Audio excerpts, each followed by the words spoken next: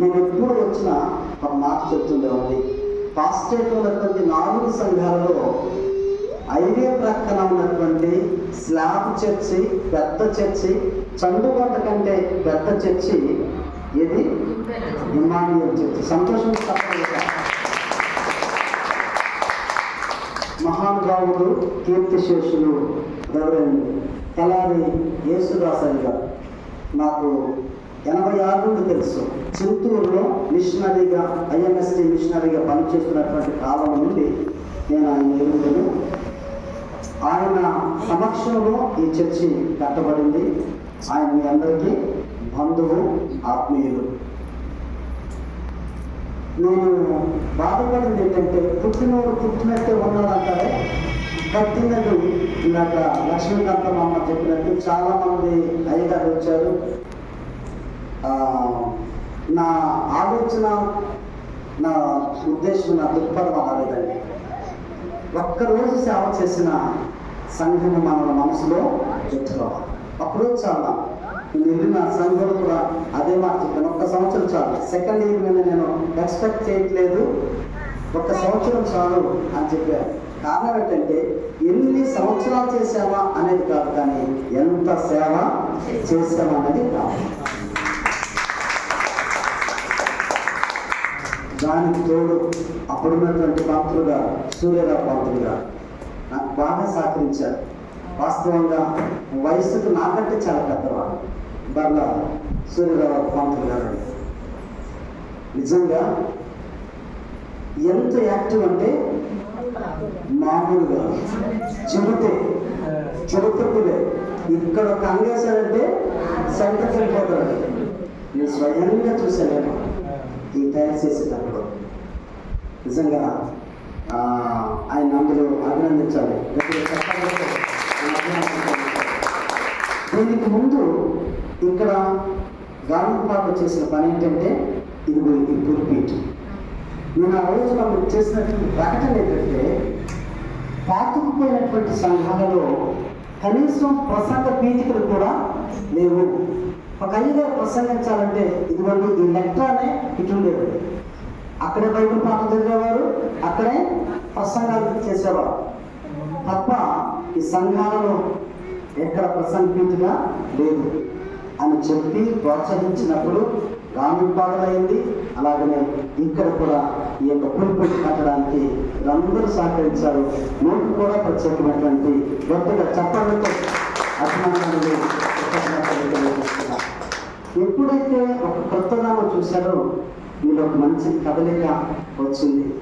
అదేంటో తెలుసా, ఈ అయ్యగారు ఉన్నప్పుడే ఈ పనంతా కావాలి అవుతుంది అని సంకల్పించారేమో నాకు తెలియదు, కానీ గట్టి పట్టుదలతో మీ గుడ్లు విప్పి ఎవరో మట్టుకు వారు ఇవ్వగలిగినంత ఇచ్చారు, చేయగలిగినంత చేశారు. చప్పట్లు కొట్టి దేవుడు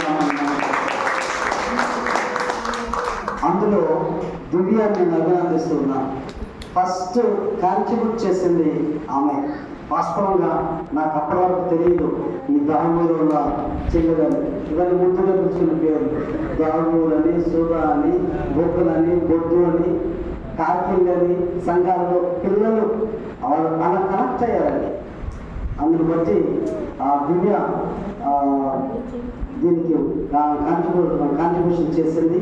దానికి ముందు దాదాపుగా కోత పండుగకు 10,116 రూపాయల విరామం దీని వరకు ఇవ్వడం జరిగింది. అంతేనమ్మా? అది మొదలు వీళ్ళందరూ గుర్తులు ఇవ్వడాన్ని బట్టి, ఇప్పడాన్ని బట్టి నేను ఒక్కడిని ఇచ్చిన దాన్ని బట్టి అని అంటలేదు, నేను ఒక్కడే చేశానని కూడా అంటలేదు. కానీ మీరందరూ ఇచ్చిన దాన్ని బట్టి, మీరందరూ చేసిన దాన్ని బట్టి ఇంత అభివృద్ధి జరిగిందండి. వాస్తవంగా దేవుడు చిత్తమైతే ఒకసారి తండ్రి కూడా మీరు ఈ రెమ్యునేషన్ కొరకు పిలిపించుకుంటే తప్పేమీ లేదు. అంత చక్కగా ఈరోజు ఆలయం ఉంది. ఇక నేను అనుకున్నటువంటి పనులలో ఆగిపోయింది, ముగిలిపోయింది ఒకే ఒక్క పని, కరెంట్ ఎలివేషన్ అండి. ఆ బాధ్యతను మీ అందరి సమక్షంలో నా తర్వాత వచ్చినటువంటి పాస్టర్ చైర్మన్ అయిన గారికి ఆ బాధ్యతను అప్పగిస్తూ ఉన్నాను. ఎందుకంటే ఈ గుడి బిల్డింగ్ నమూనాలు మాత్రమే ఉంది తప్ప దారిని పోయేవాడికి గుడి అని తెలవడం లేదు. ఇది విజయవాడకు జగ్గల్పూర్ హైవే ఉంది, నేషనల్ హైవే NH30 అనుకుంటుంది. ఇంత హైవే ప్రకారం ఉంటూ కూడా గుడిని మనం ప్రొజెక్ట్ చేయలేకపోతున్నాం, చూపించలేకపోతున్నాం ఉండడం చాలా విచారకరం. అదొక్కటే అవ్వలేదనే బాధ ఉంది. మనకు సంతోషం ఏంటంటే అక్కడ అడుగు పెడితే ఉదయం ఉబ్బి తప్పిపోయిందండి. ఎందుకు తెలుసా? నేను నుండి చేయించింది వేరు, నేను లేకుండా నీకు నేరుగా చేసింది వేరు.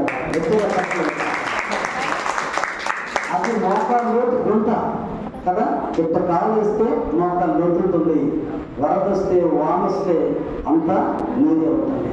ఈరోజు నిజంగా నాకు ఎలా అనిపిస్తుందంటే ఒక్కొక్కటి అందాలు అద్దుకుంటూ ఉంటారే, అద్దితే మొత్తం ఎంత అందంగా ఉంటుందో. ఒక్కొక్క పని ఈ పని చేసాం, ఆ తర్వాత ఈ పని చేసాం, ఈ టైల్స్ తర్వాత చెప్పాల్సిన కిటికీ, దానప్పుడు మామూలు యుద్ధం కాదు. ఒకరేమో వద్దని ఒకరేమో చెయ్యాలి. మనకున్నటువంటి పరిస్థితి ఏంటంటే అయ్యగారి నాడు తెలుసుకోండి, అయ్యగారి ఉద్దేశం తెలుసుకోండి. ఏ అయ్యగారైనా చేసి అయ్యగారు వచ్చినప్పుడు, చేయగలిగినటువంటి అయ్యగారు వచ్చినప్పుడు వారి సేవలని వాడుకుంటారా? లేకపోతే అయ్యగారు అన్నట్టు ఆయానా గాయానా ఉంటారు. అయ్యగారు 1 సంవత్సరం 2 సంవత్సరాలు 4 సంవత్సరాలు వెళ్ళిపోతారు. ఎందుకని? సంఘం సేవలు ఉపయోగించుకోకపోతే. అది చేసేటప్పుడు అది దానికి చాలా వ్యతిరేకతలు వచ్చినాయి, సమ్మతి వచ్చింది. నేను దాన్ని బ్రేక్ చేసిన తర్వాత వచ్చిన ఆదివారం ఆరాధనకి నేను అన్న మాట తెలుసా? చెప్తారు ఎవరన్నా? కొత్త పెడితేనే ఇంత అందంగా ఉంది, కిటికీ పెడితే ఇంకెంత అందంగా ఉంటుంది అనుకున్నా. కిటికీ పెట్టిన తర్వాత గ్లాసెస్ ఉన్నాయి, వాటిని పెడితే మరింత అందం వచ్చింది. నిజంగా ఒక్కొక్కటి అదే చెప్తున్నాను. మీ చర్చకి ఒక్కొక్కటి పోవడం కనుక మొక్కలు కద్దుకుంటే ఒక్కొక్క అందాన్ని అద్దినట్లుగా ఆలయాన్ని అద్దటంలో మీ అందరి ఆదరణ, మీ అందరి సహకారం, మీ అందరి ప్రోత్సాహం, మీ అందరి కష్టార్జితం. మీరు ఉద్యోగులు కాదు, మనం కష్టార్జితంతో బ్రతుకుతూ ఉండి కూడా మీరు ఇచ్చినటువంటి దాతృత్వం ప్రతి దాన్ని కూడా దాని కొరకు వాడటం జరిగింది. అందులో భాగంగా దివ్యతో పాటు కళ్యాణం కూడా అభినందిస్తున్నా. గట్టిగా చప్పట్లతో అన్నందుకు ఎందుకనంటే మేము కిటికీ పని పెట్టుకునేటప్పటికీ మేము ఎంతుంటే సరిపోయేది అనుకున్నాము. అది 35,000 అయింది. దాన్ని బొక్క పెట్టి కిటికీ పెట్టి ఆ రెక్కలు కట్టి దాన్ని పని పూర్తి చేసేటప్పటికల్లా 35,000 అయింది. చాలా డెఫిషిట్లో ఉంటే కానీ ఆ లోటు ఎంత 11,000 చిల్లర, దాదాపు 11,000 చిల్లర అయ్యా మా కుటుంబం వేస్తానని చెప్పేసి కాంట్రిబ్యూట్ చేశారని గట్టిగా చెప్పడంతో అలా మీ అందరూ కూడా ఒకరి వెంట ఒకరు, ఒక పని తర్వాత ఒకరి వెంట ఒకరు ఇవ్వడాన్ని బట్టి ఇంత కొత్తదనాన్ని, ఇంత గొప్పదనాన్ని, ఇంత మంచితనాన్ని మనం చూడగలుగుతున్నామండి. 29 సంవత్సరాల రూపాన్ని జస్ట్ 5 నెలల్లో మార్చాం. సంతోషంతో చెప్పడం. నేను మరలా చెప్తున్నాను, రూపాయి ఆశించని సేవకుడు వచ్చినప్పుడు, చెయ్యగలిగిన సత్తా, ధైర్యము, స్తోమత ఉన్నటువంటి సేవకుడు వచ్చినప్పుడు వాడకుండా 4 రూపాయలు కనిపిస్తాయి, 4 పనులు కనపడతాయి కంటికి.